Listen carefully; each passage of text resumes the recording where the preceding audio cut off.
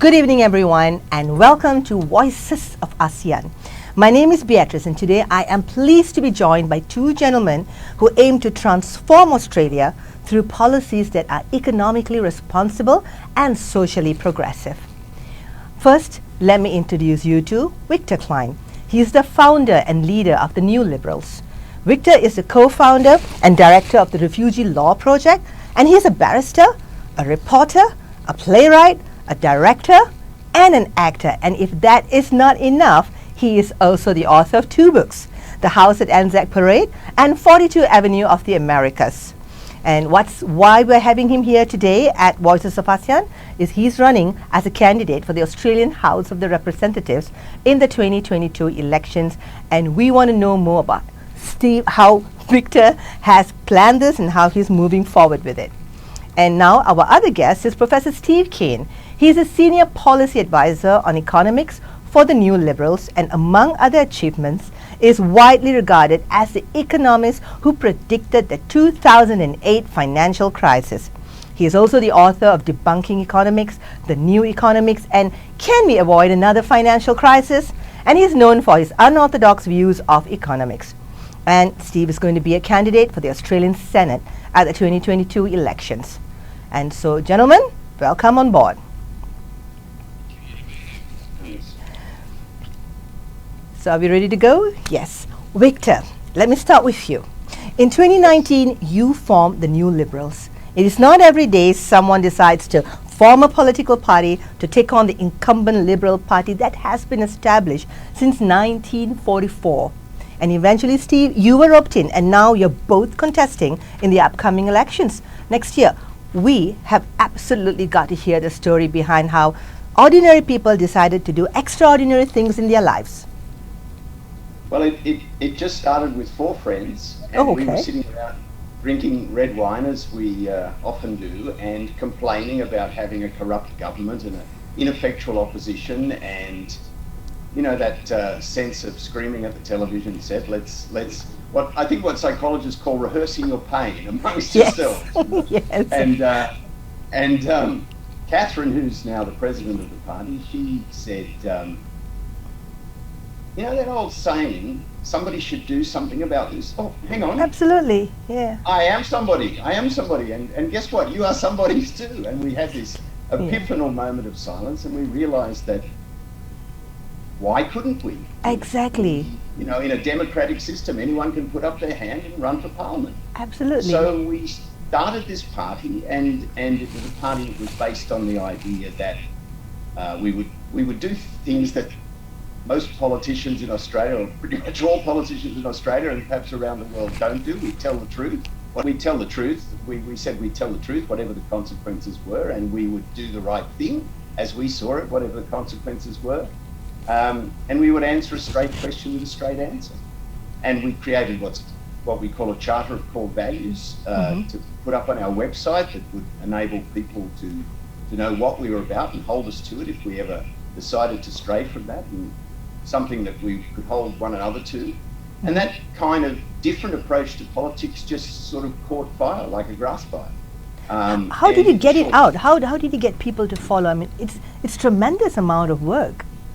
Well, it is. There's a lot of work, and it takes a lot of time. But we found that just talking about these things on social media, in particular, was enough to get us out there. Yeah. And we've got this situation now in 18 months where, for example, on Twitter, I'm getting about 1 million views of my tweets. That's amazing. And people are running all over the country, and hundreds and thousands of people are joining us, and we've become a real threat to the establishment. And it's amazing. Catherine and I were saying to one another tonight, you know, is this really happening? Because it's so quick, you know. Exactly. And I think the secret is just being ordinary human beings is so rare in politics that that's what caused it to take off.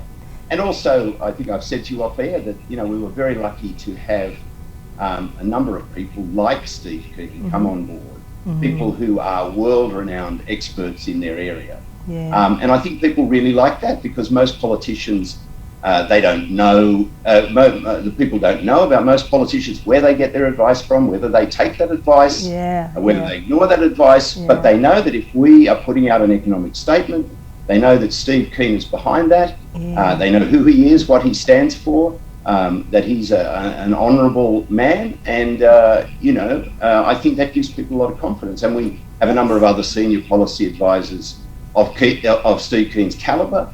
And I think that's been a huge help. And since Steve has agreed to take on the number one spot in the Senate ticket, I think that's also given us a huge boost in people's mind, because it's a very rare thing for a practicing economist of his stature to take on politics.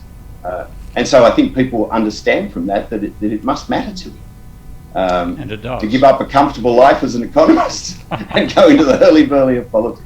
I think what Victor's talking about is it's a very widespread feeling, and I'm sure it's not just in Australia, a feeling of complete dissatisfaction with the political class. And I use the word class deliberately, because what you really have in both dominating both left and right sides of virtually every government I can see around the planet, particularly the Anglo-Saxon countries, is career politicians. And these are people who did their university degree, were a member of the Liberal, in Australia's case, Liberal Party or Labor Parties they went through, became a research assistant for a sitting MP somewhere or some other part of the party system, and then get pre-selected over sometimes the objections of the people whose electorate they're going to be standing in. And they then have this incredible compact between themselves that says we must maintain the party line. And they get this totally evasive approach to answering questions. That's a good question you've just asked me, Beatrice. Let me answer a completely different one. Absolutely, yes. And so all of us are feeling this frustration, but again, as Victor says, nobody's done anything about it. And then Victor does this, and initially, of course, I start from a position of scepticism, so I decided to buy one of those books. I bought the House at Anzac Parade, and they gave me a very deep insight into Victor's integrity, and that was the most important thing to me. I thought, okay, I'm on board, I'll join you as an advisor. So, but let me get this right. Australia has about 4 parties, if I'm not mistaken. You have the Liberal Party, you have the Labor, you have the National, and you have the Greens. But what is going to make the new Liberals different? What is the plan that you have for Australia that the rest of them have not been able to do in terms of your grand scheme, your overall overarching plan? What those parties are dependent on is their donors, and their donors fund them to the tune of hundreds of millions of dollars, but they expect something in return. And so in Australia, where the coal industry is so huge, the fossil fuel donors are significant and demand that both parties run a kind of anti-climate change agenda, which puts us at the very bottom of the developed world in terms of our actions on climate change. I guess, what we want to do is not be beholden to donors. So we won't take money from what you might call immoral sources, such as fossil fuel, but also not from immoral sources like tobacco and alcohol companies, which the two major parties have recently passed legislation to loosen up donation laws so they can take more money from those sort of places. We will bring an honest form of government and a non-corrupt form of government. I think one of the things that is really appealing to people is we say that if we get into government, we will introduce a federal independent commission against corruption, which will be retrospective and will look at politicians and judges and bureaucrats who have been corrupt or have acted in dereliction of their duty or who have abused their power. Now, we have one organisation in Australia that looks at the political system, a very respected organisation, and they put out a list of 907 acts of illegality and immorality and unethical behaviour on the part of this government in the last 7 years. Now, we say to people that we will hold them accountable. We will put them behind bars. And that's as a lawyer, it's a very tough thing to have to say, and I'm not unaware of the risks and difficulties in introducing retrospective legislation. But the corruption in Australia, which was largely a country at the federal level free of corruption until the turn of this century, I think there's so many. We also want to break up the Murdoch monopoly. Murdoch's got almost a monopoly on newspapers in Australia. Something like 70 to 80% of newspapers in Australia are owned by Rupert Murdoch. And if you live in one of the capital cities of Brisbane, Adelaide, Perth or Hobart, he has a total monopoly. The only newspaper you can read is a Murdoch newspaper. Wow. Now there's this triumvirate between Murdoch, the fossil fuel industries, the government and the opposition. It's like a cartel, isn't it? It is like a cartel. It's like a cartel. And I mean, I don't want to take up all your time, but Steve should have something to say. But the government and the opposition have got together to try and get us deregistered through litigation. They've lost that. Then they've got together and rushed through in 24 hours legislation to try and get us deregistered, and we've beaten that. But they're frightened, and they're taking their whole means of existence, their whole means of corruption is under threat by us, and they're very, very worried. So I guess long-winded way of saying we're bringing a totally different approach to the idea of government. That means you're saying that if most of the time parties win because there's a lot of corporate lobbying behind them, and they're throwing big money, so that's the corruption comes because now that I'm elected, I have to now answer all the corporate lobbyists. So basically it's the corporate lobbyists that's running the government, because you've got corrupt people in the government who are answerable to the corporate lobbyists. So what you're saying, correct me if I'm wrong, what you're saying is, now you're not going to go that part, and that's the part that you're going to take is a very ethical part where we are really here to serve the people, and therefore we are going to win this if the people throw their might behind you. Well, that's right. And in fact, it's a wonderful thing, because when people know that we are not taking big dollars from these corporate entities, they come forward, and we have thousands and thousands of people donating $5 and $10 and $50. But you know what's going to work against you? Sorry for cutting. You know what's going to work against you? The entire mainstream media is going to be saying that, it's going to be against you guys, and they're going to have you in a very negative way. Well, they're actually against us by not even... That's one thing that's going to work against you, if I'm correct in this. You are, and what's happening is they're not reporting us. So we are the only, I believe the only senior news outlet we've been reported in so far is Bloomberg. Is that right, Victor? We've had small pieces in the Telegraph and the Guardian, but they're kind of like halfway down an article about something else, Yeah. Sorry That's guys, right. I missed a few minutes there. My transmission is bad, but can you please tell me what I missed out? Just was saying we're being ignored by the media rather than castigated by the media. The interesting thing is the Liberal Party reacted to us quite quickly by trying to ban the use of the name and by trying to treble how many members were needed to knock us out of the contest. So they're very active on it, and I think they had 2 lawsuits against us so far in that sense. Yeah. On what basis? Because of the name? Because of the name, and also because with the registration in the very first instance, and then they changed the law to make what they lost in the first case the law, and then that we've actually managed to sidestep that by changing our name to our initials. So it won't be, at the moment it's not going to be the New Liberals, it'll be TNL, just the initials on the ballot box. I see. Okay. All right. And so, go ahead. Sorry. You were saying something? No. I am totally amazed at, I think the word here is the gumption. You're going to get up, I'm going to do this, and I'm going to fight it. But could you share with us? Because I think what you're doing is what every man wants to do, but doesn't have the courage to do so, because it seems like a lot of work, or I can't do it, I'm not good enough. But you're doing it, and that's amazing. Can you share with us your campaign strategies between now and up till the elections? And I think if you go this way, a lot of people are going to throw their weight behind you. So do you have a post-election strategy? I've asked like 3 questions in that one question. Well, the pre-election strategy is because we have limited resources. We're going to run in a limited number of seats that we think we can win, and the Senate as well. And in terms of how we get out there with a media that's ignoring us, the groundswell of public indignation about this. I mean, just today on Twitter, there were a number of people who said to the newspapers that they normally subscribe to, I'm cancelling my subscription if you don't do some stories about the New Liberals. And that creates, so we may very well get elected almost on social media alone. And the word of mouth that emanates out of social media. So the wonderful story I like to tell is a woman who said, well, I see you on, podcasts like what we're doing now, or alternative media and this sort of thing. She said, I don't see you in the mainstream newspapers.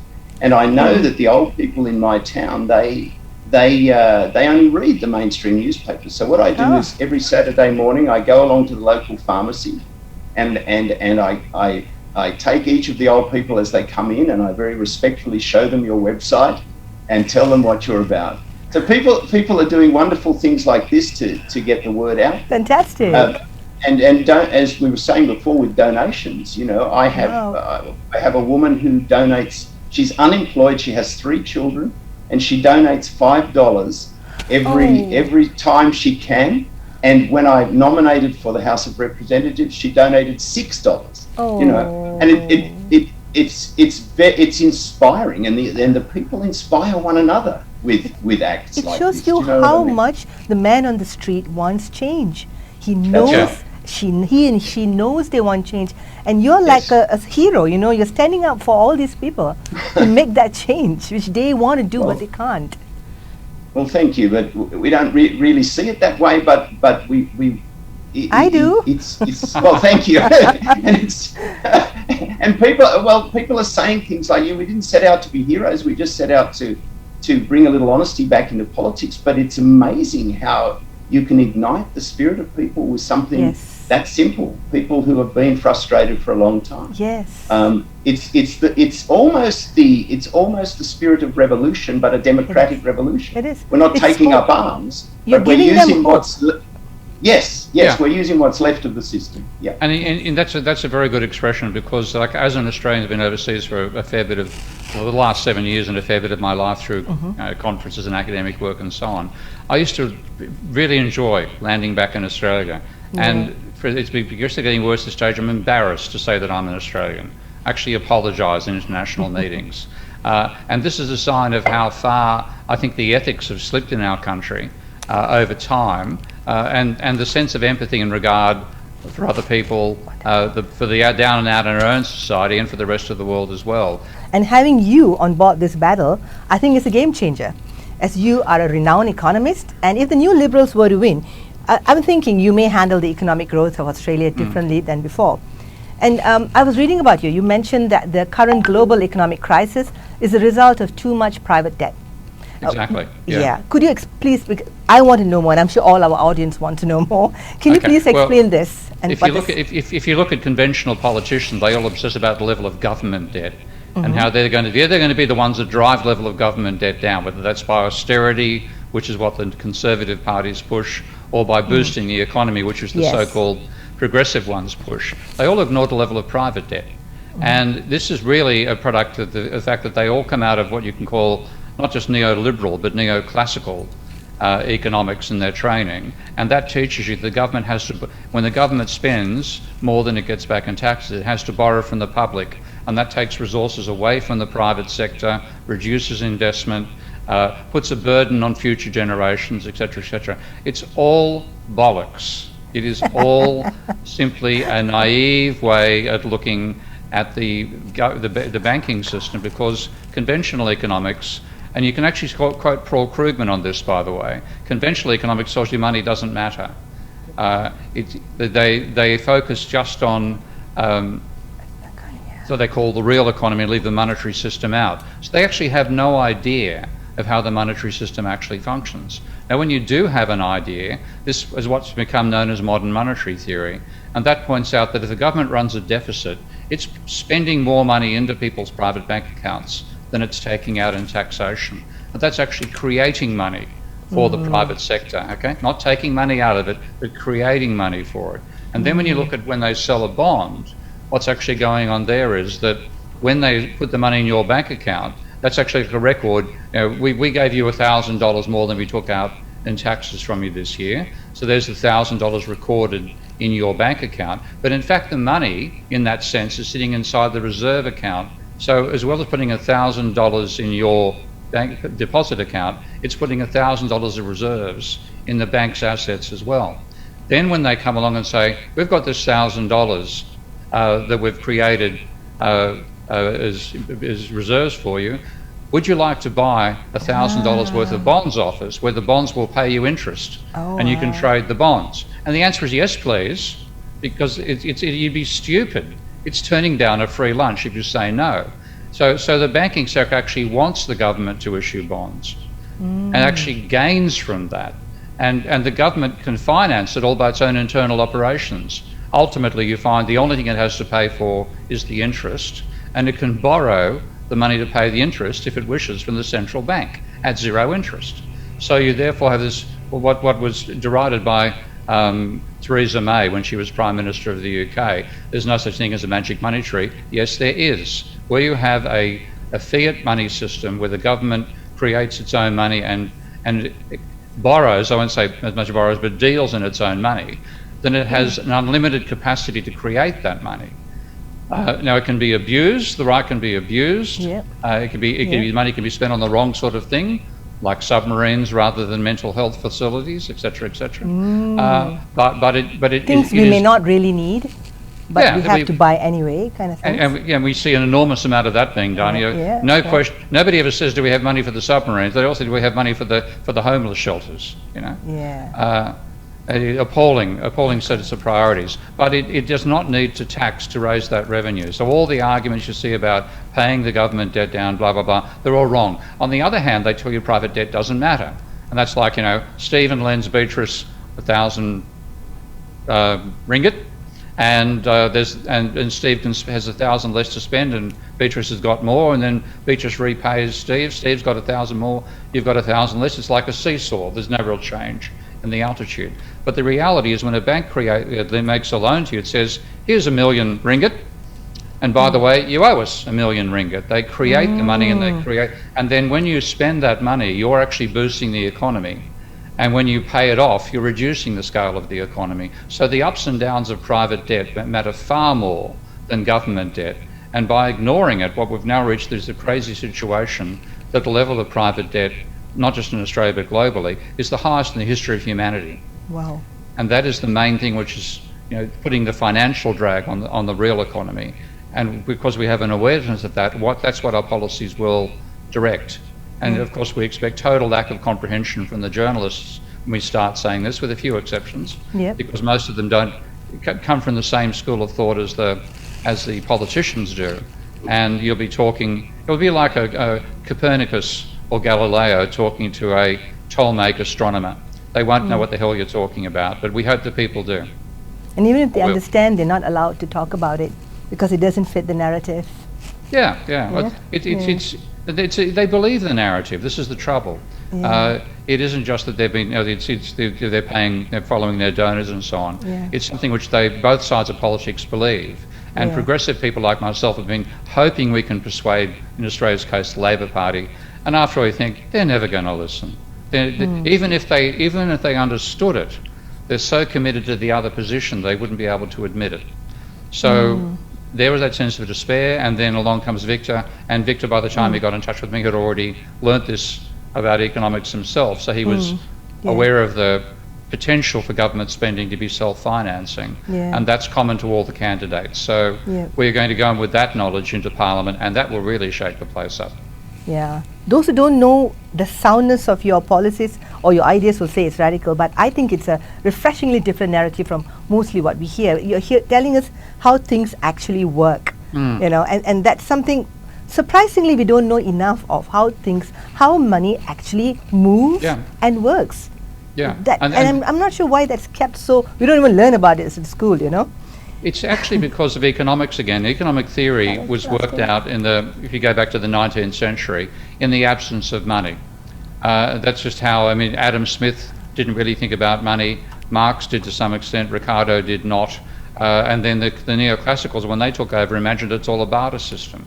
So they talk about money, and this is what you'll find in textbooks. Money is a veil over barter. So you lift the veil, you see barter, and the veil's irrelevant. Now, with that mindset, people don't even try to understand, well, how does money actually get created? Yes, Okay. yes. And now, when you say, well, that's nonsense, money is an integral part of a capitalist economy, then you have to understand how it's created. And people like myself have come to understand that in the last 20 or 30 years. And I've built computer software packages to enable that to be modelled and hopefully understood by ordinary people as well as people doing mathematical modelling. So we're bringing that wisdom into Parliament, and that's going to be strange. Okay, both the idea and bringing wisdom into Parliament, because that's one thing which is congenitally lacking from today's politicians. Yes, and I'll come back to the original topic of this conversation, but I just want to ask you one more question. You were in favour of UK leaving the European Union, and I'm with you on that. And you predicted that the euro is destined to fail. So could you please just let us know, because these are interesting topics. I hear that all the time, but no one explains why. So would you be able to tell us that? Go back to my vote. Like, I voted for Brexit, not because I believed it would happen, and not because I believed it was good for the UK, but I thought everybody should leave the European Union. Yes. I think the European Union is a very bad idea. In fact, now knowing what's happened, if I'd go back, I wouldn't go and vote. I would just stay in bed. I wouldn't have voted in the UK, because the essential thing about Brexit really is Northern Ireland, and they have never worked that out. And that is a disaster. You do not want to provoke. That'd be like restarting the Troubles. So restarting the Troubles would be what happens. And that's the biggest thing I'm afraid of. Nonetheless, overall, I think the European Union, as a political idea, was a good idea, but as an economic institution with the euro, was a very bad idea. And what that meant was countries with very, very different economies gave up the right to create their own money. And as well as giving up that right, they also confined themselves to have government debt no greater than 60% of GDP and deficits no greater than 3% of GDP. Now, when you look at the government as one of two ways you can create money, the government creates money when it spends more than it gets back in taxes, and banks create money when they lend more when they get back in repayments. Now, if you say the government can do no more than 3% of GDP, then you're saying everything has to be done by the private sector instead. And what you found was that's what caused the initial boom, particularly in places like Spain, a huge increase in private borrowing. And then when 2008 hit, total crash. And in the case of Spain, for example, Spain started with about 60% of GDP of government debt and dropped down to about 50, was being cheered as the one country doing what the euro was supposed to achieve. In the meantime, its private debt went from about 120 to 240% of GDP. And then when the crash hit, the annual change in debt was as high as 30% of GDP. That's how much people were borrowing to speculate on Spanish housing prices. Then it fell to minus 20. Wow. And that's what caused that incredibly deep slump. So the euro set that up, encouraged it, and made it difficult for the government to counteract it. So I wish they'd go back to national currencies and use the euro for international trade. But the trouble is, as I've realised as well, that people are committed to that idea. The euro looks like a sense of European unity. Yeah, yes. But imagine Asia coming together and forming the ASEAN as a currency. No, it's not. No, it's not. You're too smart for that. Yes.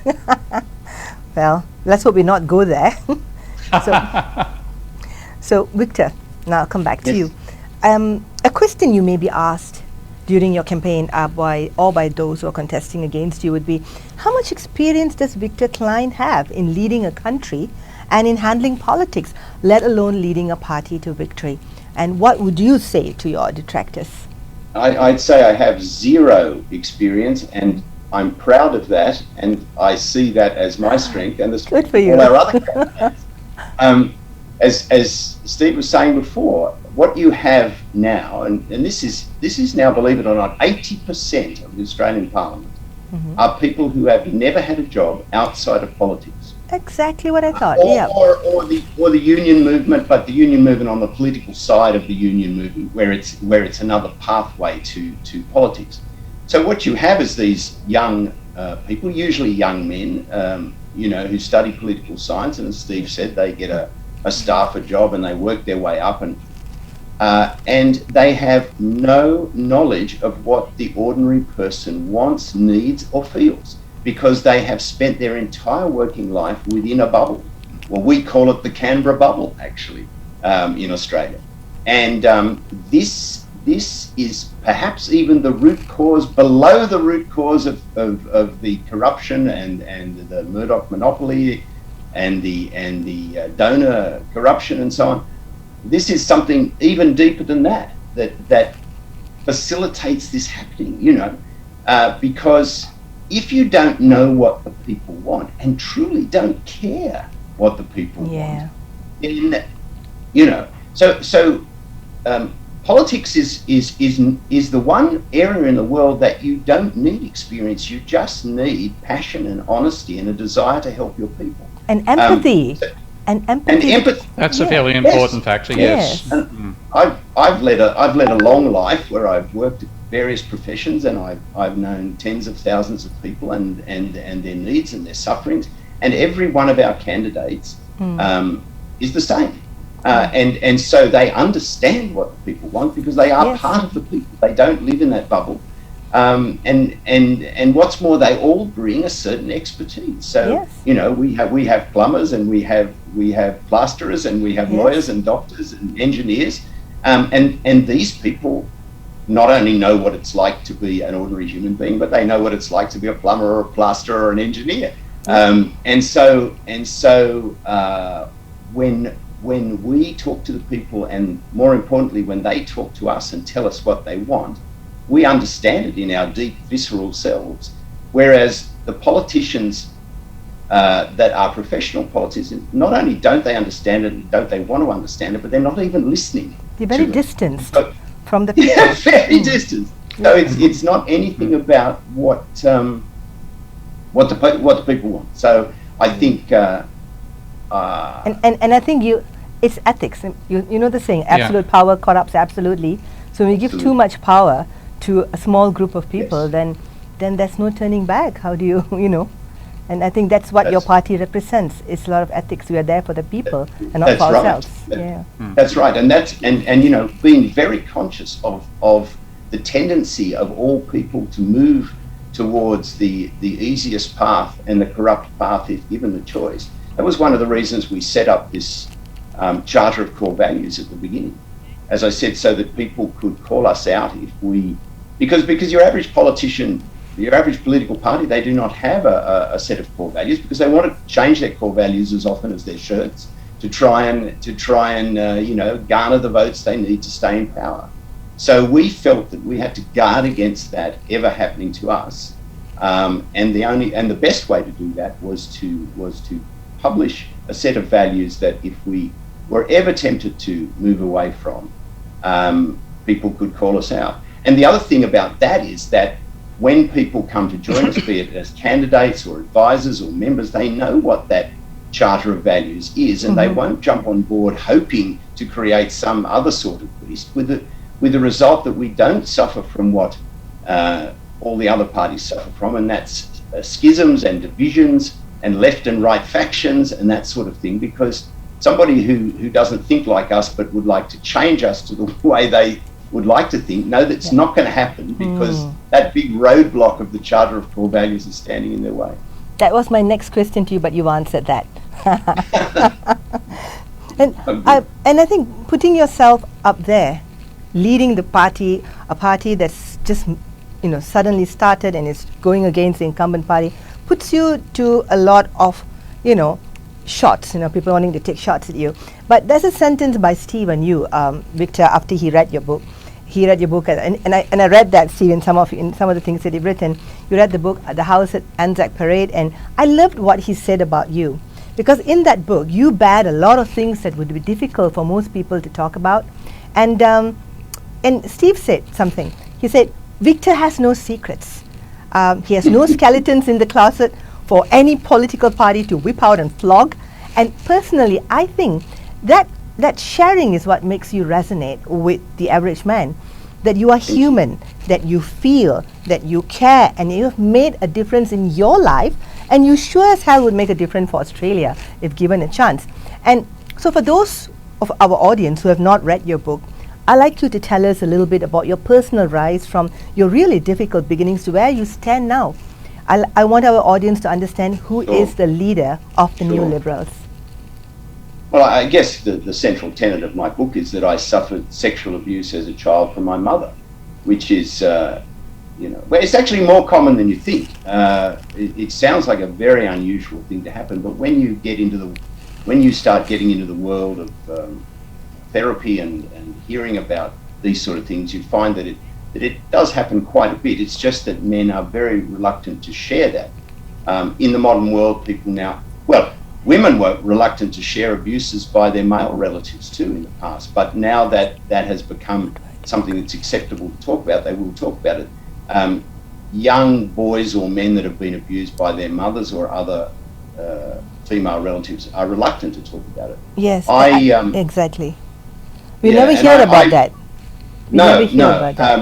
But when I did decide to share that with the world, a lot of people came to me and said, "Well, it happened to me too. It happened to me too." So yeah, so it's a lot more common than you think. So that was, I guess, I had this sexually abusive mother. I had a father who was kind of absent and didn't protect me from that, and I think that was a bad start. At the same time, I had some remarkable people in my life. Life's always balanced. My grandfather that lived with us, for example, he provided the sanity, the strong male figure that my father wasn't presenting. He brought compassion to me that was lacking from my mother and so on. So I guess my life was a life that sprung out of that difficult beginning. And of course, like many people in that sort of situation, some people deal with it by falling in a heap, and other people deal with it by trying to run away from it. Yes. And I guess I tried to run away from it. I lived all over the world. I did lots of different things with my life, and I worked at lots of different things. And I was always on the move, and I was always restless, and that sort of thing. I guess that. But I was always conscious of the need to fix something. You know what I mean? I know exactly what you mean. It took me a long time. I was really into my 30s before I started to realise what it was that I had to fix, because of course I'd repressed the whole thing. Exactly. If you'd asked me at the age of 25, or who was your mother, what was she like? Oh, a perfectly wonderful woman. I put it all into my unconscious mind. In about my mid-30s, it started to come out in little flickers. People talk about this. You'll just get a millisecond of a flash of a scene that you can't quite put your finger on. And from there, it started to come back to me, and I started to work on it. And I was fortunate enough to come across many wonderful people who helped me in this journey of recovery. And I guess the final piece in the puzzle was I met my wife Catherine, who is one of the 4 founders of this party and who is the president of the party. One of the great souls of the universe, one of the great old souls of the universe. That was what I found someone that I could talk to, I could work with, who cared about me, who'd listened to me. And I think, although I'd come a long way towards healing, in the sense that if I had not been healed enough, I wouldn't have recognised her worth, perhaps, and pushed her away, as many damaged people do.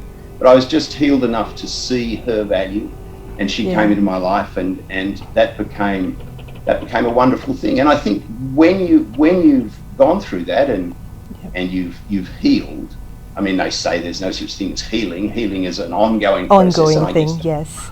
But healed. I am so healed compared to when I was in my 30s. I mean, I could not speak in public like I'm speaking to you now. I couldn't speak to 3 friends in a room. I was in a state of what I call functional catatonia. I did my job, but I barely spoke. when you've come from that sort of background to a point where you're at now, I guess the things that many people take seriously and perhaps that would find crushing seem relatively doable to me. Yes. And I think that's why I can take on this party. And it's kind of like saying, well, you know, we're going to give this a go. We'd like this to happen. If the universe deems that it will happen, it will happen. If the universe doesn't deem that, then we've given it a go. And I guess that's what Steve's talking about. That you know, there's not going to be some clever little young gopher who's told to go and research Victor Kline and find out, you know, all the dark secrets in life, because the world knows them already. You know, if someone springs out of the cupboard and says, "Oh, Victor Kline was abused by his mother," you know, people will go, "Well, page one of the book. You said it first, you we know know that." That's okay. We all know about that. So, Yeah. So You said it life's an interesting thing, and it's a beautiful thing, and you know, it can take you to some amazing places. And here we are, three people talking from Malaysia and Bangkok and Sydney about a party that's only 18 months old, but is proving a huge threat to the status quo in Australia. And I guess it's not unreasonable to say that everything that happened in my life has led to this point, as it has for everybody, of course. I think but it's an interesting you know, I think what happened to you has given you this tremendous courage to be able to do anything, which is why I say everyone wants to form a party. Not everyone has the courage to do so. But when you've healed from such a place, you have this enormous amount of courage. And the thing that we talked about, empathy, you feel for people. So I do. I feel very deeply for people, and I care about people, and I think that's it's not something that I'm conscious of, but I've become more conscious of it lately because a number of people say to me, "I can see that you care about people, and politicians don't," and I go, "Well, that's good." You know, but you really care about people. It's not a facade, you know. Yeah. Well, because I understand suffering. I think it's really important to. You know, many philosophers will say that suffering is the best way. Yes. You know, it is not a detriment. It's a gift. No, it's a gift. It's something it doesn't we all feel go that. through. Yes. Yeah, it doesn't feel like a gift when you're going through it. Yes, it makes you stronger. It makes you better. And I'm very proud hearing your story. I'm really proud to know you. Thank and you to very be much. That's very and to kind. see your journey. So now let's bring this back home. Whichever way the elections turn out in Australia next year, how do you think it'll affect Southeast Asia? Gentlemen? Oh, sorry, yes. No, anyone, both of you. Well, I think Australia's been appalling in Southeast Asia right from the days of invading Vietnam, which, again, this is another commonality for the older members of the party. I better point out the average age of the candidates is about 40. So Victor and I weigh the scales at the other end at 70. So it actually, despite our age, is actually quite a young, people in the party are young, and I think younger than the average age in Parliament itself. But if you go right back to those of us that were there at the Vietnam War time, were ones who, as indeed in my case, decided it's actually America's intervening in a civil war and it should get the hell out of there. But Australia's been involved in every conflict. It's taken the American side everywhere. It's been pretty much America's lackey. And that has disgusted us over time, because it'd be okay to be America's lackey if it was a sensible empire, but it's a stupid empire. So I don't think I can say that if I actually get into the Senate anymore, but that's the Senate. Yes, you can. Yes. Can I? Okay, right. Thank you. Absolutely. But that's the spirit we have, that we want to have an independent Australia which recognises that it is part of Southeast Asia. Yeah, that's great. You're saying that in independent Australia, that will be a part of Southeast Asia. Yeah, and for example, our refugee policy would change completely. Rather than locking people offshore in indefinite detention to try to discourage people from leaving appalling situations. You've got to ask, why do people want to hop in a boat and come across the Indian Ocean? Because they're afraid of dying on the other side of the boat. And we make them die on this side, which I think is appallingly unethical behaviour. So that would change drastically. We would actually, they used to say, go and join the queue, and there was no queue. Well, we'll create one. There will be a refugee program. We will Fantastic. be responsible on that side of things. I think we also see the need to have a regional economic focus, because one thing which Australia has done is the opposite of what Malaysia has done, for example, and also Thailand, where I am now. Southeast Asian countries have been led by nation-forming governments that have actually tried to drive their industrial standard up over time. That's been the objective. So like Malaysia is ranked something like about 30th in the world in terms of capacity to produce complex goods. Australia's ranked 86th. And we've gone back. Me? Yeah, oh, wow. We're down below Senegal. We've gone backwards in terms of the complexity of our industry because of the obsession with comparative advantage and the argument we should just produce minerals and flog them overseas. Now we know we don't have the economies of scale to take on large-scale manufacturing. Things like, we're not going to be making integrated circuits. Making cars itself is certainly, we're looking at the post internal combustion engine. It's a much larger level of technology than we could probably be capable of. So the focus would go back in industrial development domestically, becoming united with Southeast Asia rather than ignoring Southeast Asia. And being politically respectful to a region which we have been abusive That's always to. been my thought. It's a very Southeast Asian question. Why is Australia thinking it's closer to UK than Southeast Asia? We are closer to you. Always wondered that. It's the fact that we were a convict outpost. That's one of the accidents of history. And I think the current politicians are trying to enforce that accident of history. We want to say, well, it's an accident. We're now in Southeast Asia. Some of the best developments in our society have come out of opening up to Southeast Asia. On that front, by the way, I used to march against Malcolm Fraser. Okay. Malcolm Fraser left the Liberal Party, and he was asked why did he leave the Liberal Party. He said, I didn't leave the Liberal Party, the Liberal Party left me. When you take a look at what he did, he opened up Australia to the refugees from Cambodia, refugees from Vietnam, and that openness is radically improved in Australian society. So we're part of the group that recognise that and want to have that engagement with Asia again, which Australia's been retreating from for the last 30 years. And can I add, I think the huge problem, which we're very aware of and will be very certain that we won't engage in, is that colonial idea, that 19th century idea that the Eurocentric world, where the Europeans considered themselves superior to everybody else who were just their colonies, so that Southeast Asia, I guess with the exception of Thailand, were all just various colonies of various places. And I think the Europeans still look at it that way. And I think the Australian European heritage tends to look at it that way, or at least the people that have been our politicians. I mean, we have now well in excess of 50% of Australians were not born in Australia. So it's absurd, but nonetheless, there's a disrespect, I think that not only, as Steve says, do we not engage politically and economically and socially with Southeast Asia to the degree that would be in our best interest. But when we do so, we take a kind of colonial master view of it.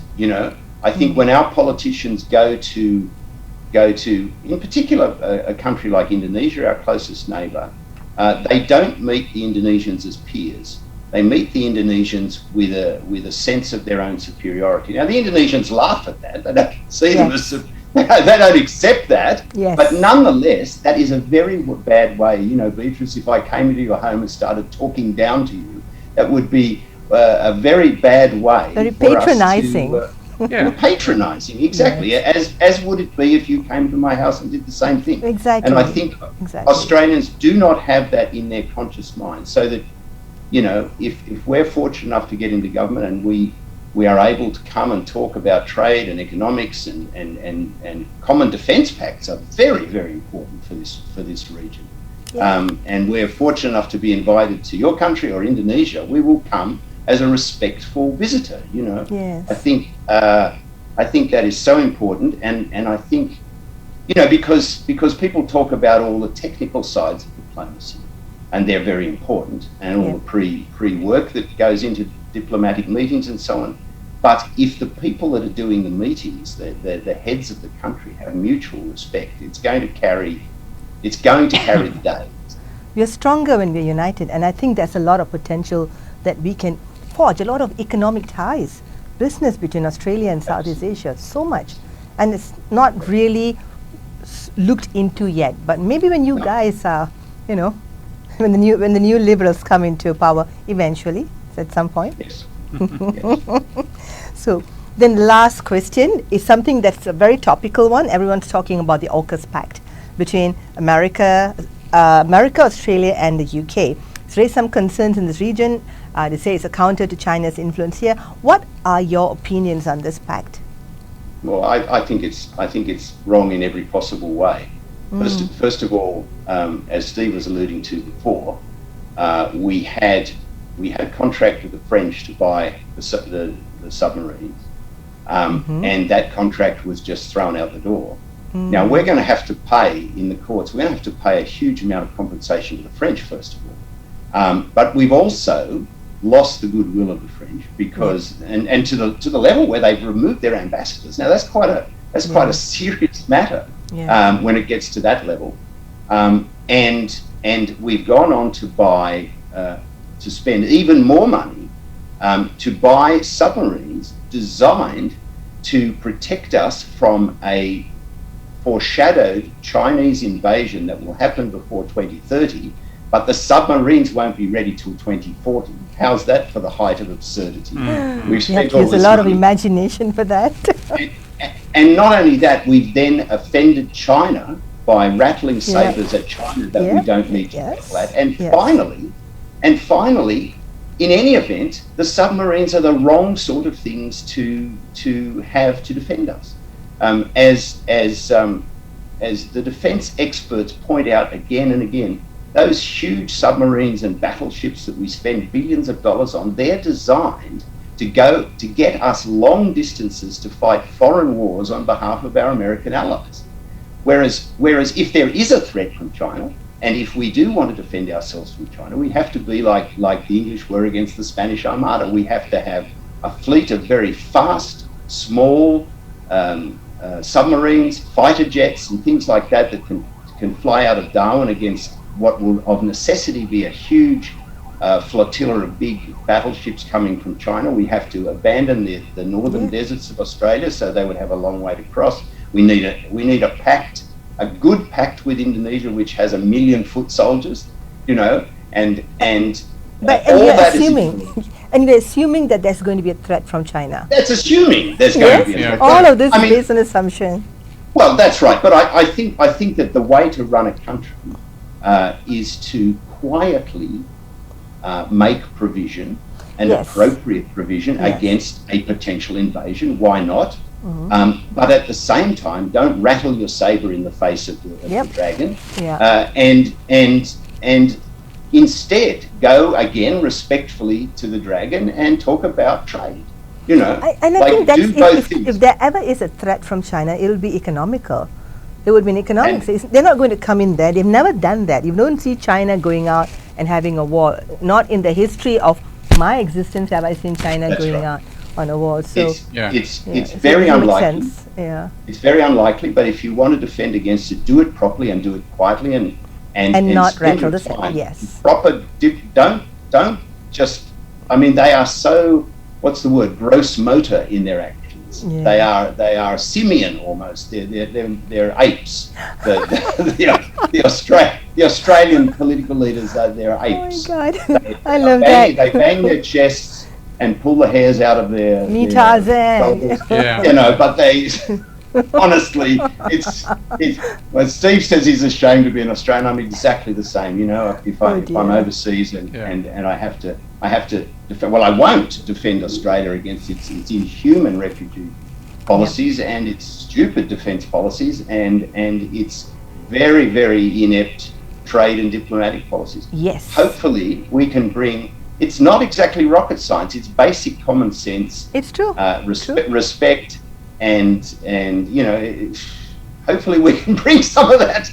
I think you will. I mean, talking to you for this 1 hour, I see it's very strategic. You have your plans, you know who you are, you know where you want to go, you have the clout now with the people. I think you're on a really fun adventure. And well, I think so. I think so. It is, I think and that's we are what very, it is. Yeah. we are very excited to see this unfold. Your elections is in May next year. Well, it's a Around funny May? thing in Australia. You can have the election is not a fixed date in Australia. okay. The Prime Minister can call it when he likes, pretty much. But our best guess would be about the early part of March, but it could be as late as May, sometime between early March and early May. Yep. Yeah. I'm very excited. I'm really excited, and I'm so honored to have you both with us today. And I think our We're honoured audience to be here.